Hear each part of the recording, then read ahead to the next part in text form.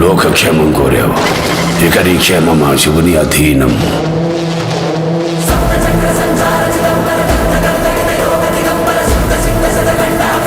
కాషాయం కట్టుకున్న ఆ దేశాన్ని చూడు, త్రిశూలాన్ని పట్టుకున్న ఆ దైవాన్ని చూడు. ఎవడ్రా విభూతి కొండను ఆపేది?